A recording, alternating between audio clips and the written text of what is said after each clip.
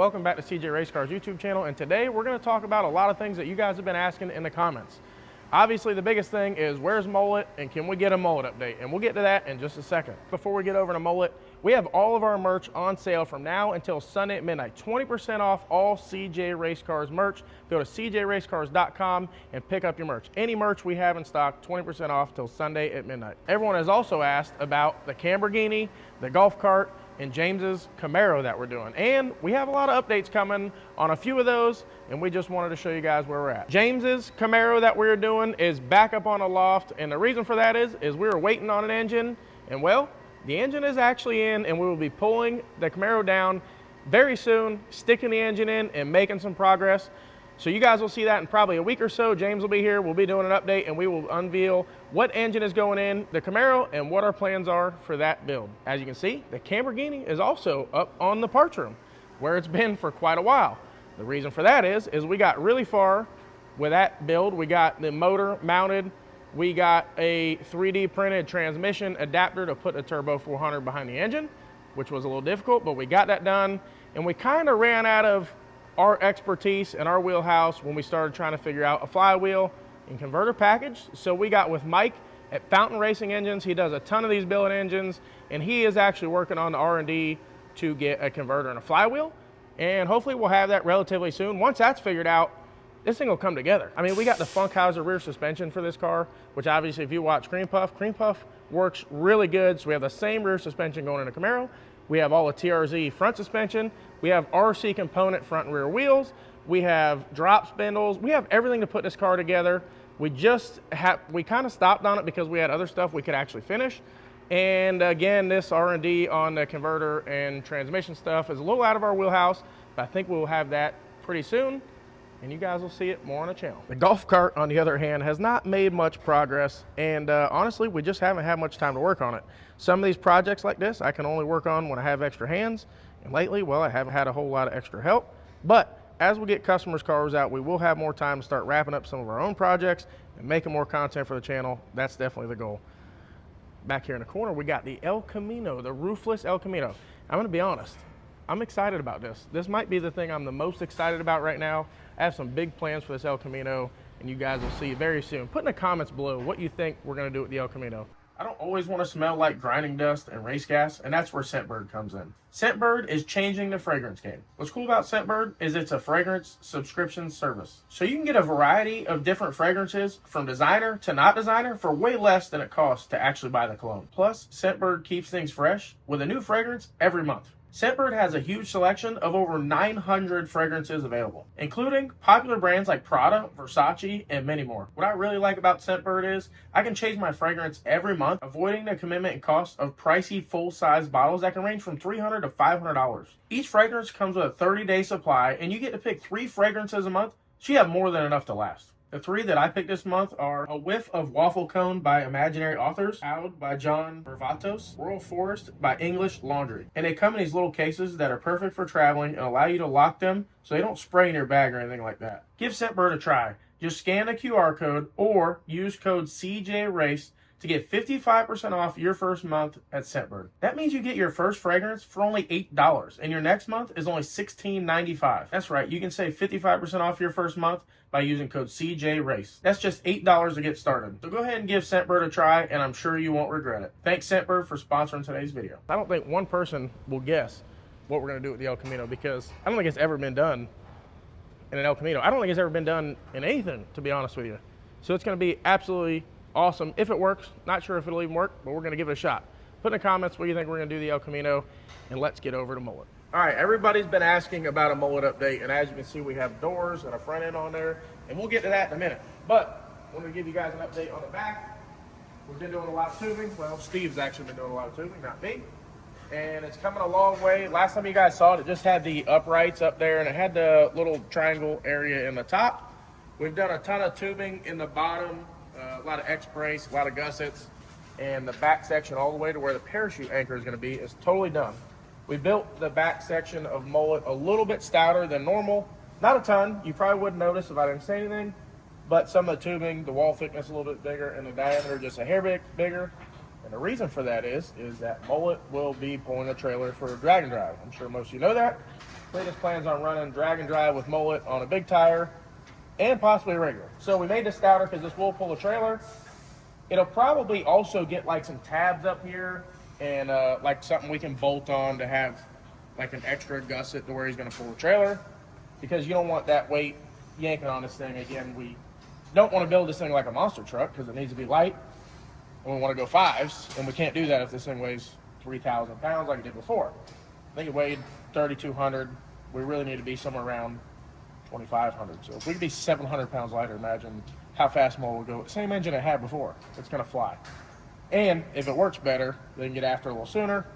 I think we're going to go 5s with Mullet. But, so the back is done. Steve's got pretty much everything welded. A few pieces that aren't welded. A ton of welding has gone into Mullet, and the back section is done. Some more of the funny car cage stuff is done. The A-pillars are done. So the chassis is coming along good. I'm sure you guys have seen, we built Cletus a Spark in like 3.5 to 4 weeks, and that took up quite a bit of our time. So that is another reason we didn't have time to get a whole lot farther on Mullet. But now that the Spark is gone, we're knocking out a few cars in the shop, and Mullet is one of them.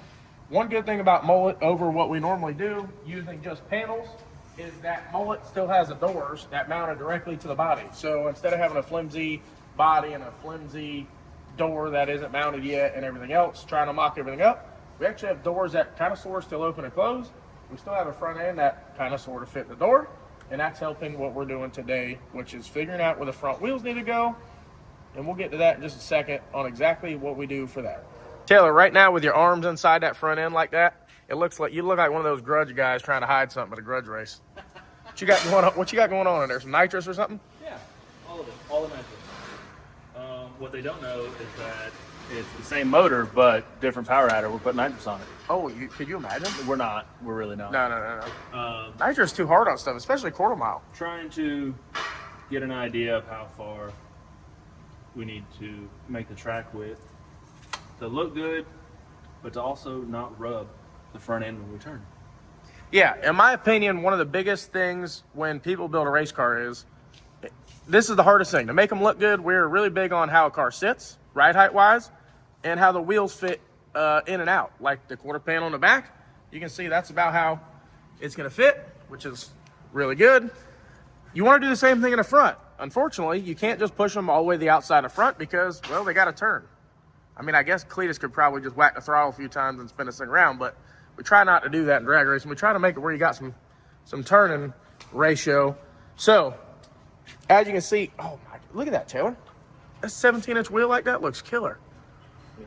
Looks really good, right? And that's more, yes, and that's more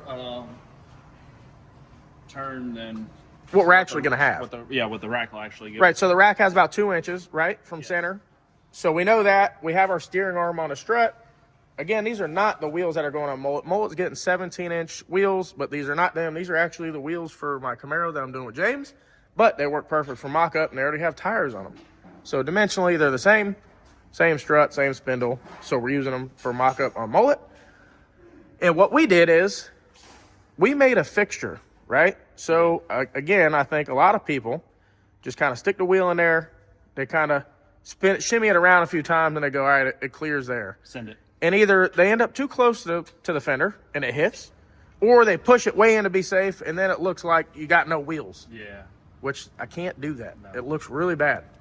So what we did, we made a fixture that goes right there to our table. The kingpin, the bottom of the strut, bolts in there. Keeps our strut at 10 degrees, which is how we mount it. So basically the strut is fixtured 100% on how it'll be when it's mounted to the car, how it's going to be. And then, now that we're close, which is what Taylor's doing now, we're going to fixture it to the table permanently. We're going to bolt it down, clamp it to the table so it can't move. Yeah. We're going to spin the tire back and forth, the amount that the rack gives us, and we're going to make sure we have just a tiny bit of clearance because we want it out as far as possible, but we don't want it to hit. So that's what we're working on now. And what we only have to do this on one side. We only have one fixture. They would obviously be different side to side. But if the front end is in the center, right? Yep. And the wheel is as close as you can, we measure to the outside of the tire. Let's say we get, 28 inches to the outside of the tire from the center of the table. We know we have 56 inches outside to outside track width. So we only need to do one side. Right? Right. So We're gonna get this side good. Once we figure this out, we'll set the other side up, and then we can start mounting the struts, the steering, and we should have an engine soon. That'll be exciting. Yeah. Some turbo headers, Yeah. not out the hood. No. They're not gonna go out the hood. There's gonna be some people upset. You've already upset the people cutting Mullet in half. Now I had no part in that, actually. you're the one who told me to do it. No, I didn't. He told me to do it. No, I didn't. That's all right. I'll leave that out of here. I'll edit that out. But anyways, we're not going to put the headers and the turbo out the top. We will, however, be putting the turbos to the back and as high as we can put them because the engine is way far forward of Mullet. And we got to do something to combat that, which is move the turbos back, move them up as high as we can. I also think angling them a little bit. We will also raise the crank a little higher than normal, which will help the weight transfer to the back because it's so far forward.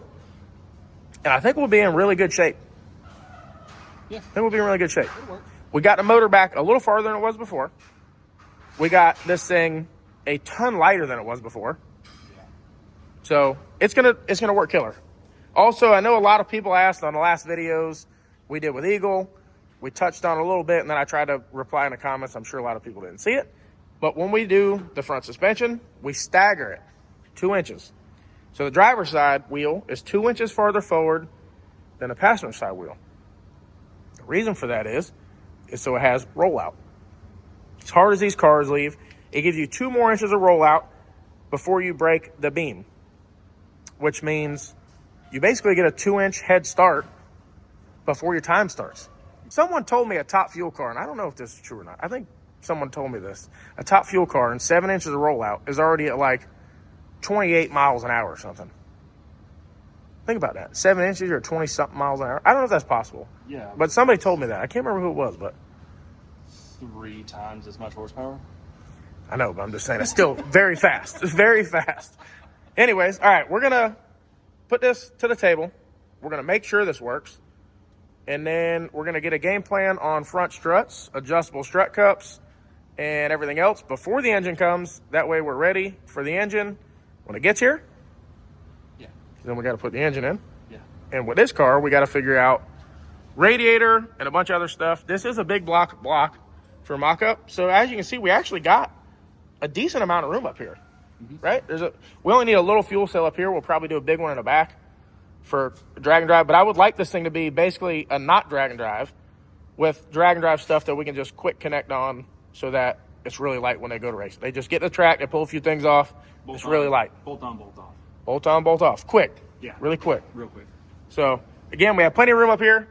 We're going to get this dialed in, clamped down. You can see it's got one clamp on there already. Get it clamped down permanent, make sure this works, and then go from there. Let's turn it a little bit. Yeah, it looks good. Straight-ish. Yeah, I like that. It's not too far in. It clears, and it looks good. Yeah. I like it. I had a pretty good point. Usually on all of our cars, we leave the short side, which would be the passenger side, factory wheelbase, and then we add 2 inches to the driver's side. But the reason we do that is to cheat the wheelbase and give us the most possible wheelbase. Well, with the Mullet being as long as a school bus and already being 117 factory, we don't need to go to 119. That's crazy. We don't need to go there. So that's why we're going to do basically 117 and a half on this side, and we'll go shorter on that side. So it won't be longer. We don't need to go to 119. And also the front ends on these cars, as you can see, is very stubby on the front and the back. And with that being said, we usually move the wheel well opening to make both wheels, even though they're staggered, in the center of the hole. And we're going to do that, but we can't get too carried away or else we'll have nothing in the back or nothing in the front. It'll look really silly, and we don't want our cars to look really silly. No. So we're not going to do that. No. Most people really would just move the wheel and leave it, and I just can't do that. It bothers me. I can't sleep at night. Yeah. So we're not going to do that. So 117 and a half, we'll move that wheel back. I think that'll be our best bet. And we're about ready to get the strut cups on here and our actual strut jig on here, which we'll show you in a second. Now that we have the front end off, you can see this little fixture we made here. It's nothing super complicated. Holds the strut exactly where it needs to be, so it has 0 camber and 10 degrees of caster, and you can rotate it. And I know somebody's going to comment about that strut being on the wrong side. We know the strut is on the wrong side. That arm is facing the wrong direction. It's just for mock-up so it wasn't super important. Taylor's getting that side mocked up. We'll get this here fixture off. Now that we have all our measurements on the strut, we'll get the actual strut fixtures on there, the struts mocked up, and then we can start laying some tubing. As you can see, we got our first fixture off that told us basically how far out we could put the wheel without hitting the fender. And now we have our permanent fixture on that is welded to the table. The center of the spindle's at 13 inches because the tire is 26, so obviously that would be the center. We have this adjustable strut cup here that we put on the top, right? So this is how we set all of them. You have about an inch of adjustment total, right? Up and down. There's a lot of threads in there. But I think with having still a little bit in, I think you have an inch. Okay. So to have enough engagement, you have an inch total. We set it at a ½ inch. That way, if you wanted to lower the crank center or the car a ½ inch, you could. If you wanted to jack the car up a ½ inch or raise the crank center ½ inch, you do that also. Yeah. And again, you would be surprised how much difference moving a crank center ½ of an inch actually makes. So that's why we do that. They're a little bit more money. We make these in-house, but well worth it. When you're building a car like this, that's not something you want to save $700 on. That is something you definitely want to have. Yes. And that'll go basically right on top of this here. It has a spherical bearing in it, right here, as you can see. And then it has this misalignment washer that goes on top of the strut, which will allow the strut to articulate without binding up, because it will, especially a strut like this has 4½ inches of travel, and as it goes up and down, it'll move around a little bit. You don't want it to bind up.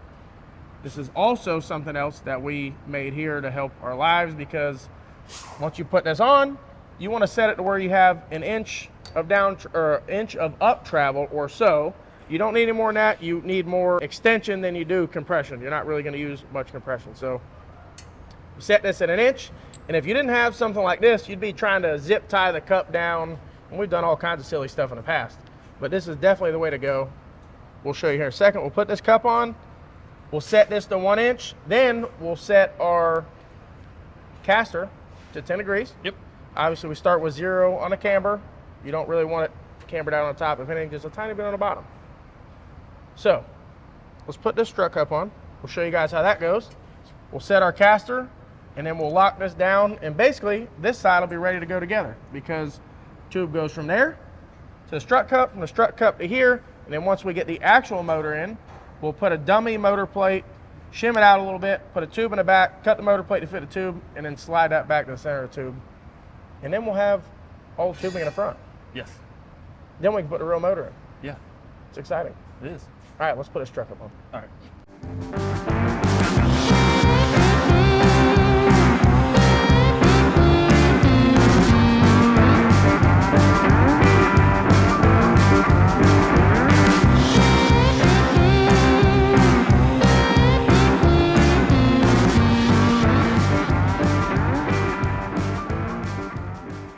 All right, so our caster, like we said, 10 degrees. It's got it at 10.1. That's super close. Our lower control arms are adjustable. You could move it around quite a bit with that and get it dialed into exactly 10 once we got our actual ride height figured out at the end. And we got our strut cup on. It's adjusted to ½ inch out. Now all we got to do is connect that to that, and that to that, and that to that, and then do the other side. Yeah. And then the front suspension's done. Yeah. All right, well, I think that's going to do it. All we have to do is get that stuff done, and the next time you see Mullet, all that tubing will be done, and we'll have a bunch of horsepower in between them frame rails right there. About 3,000 or more.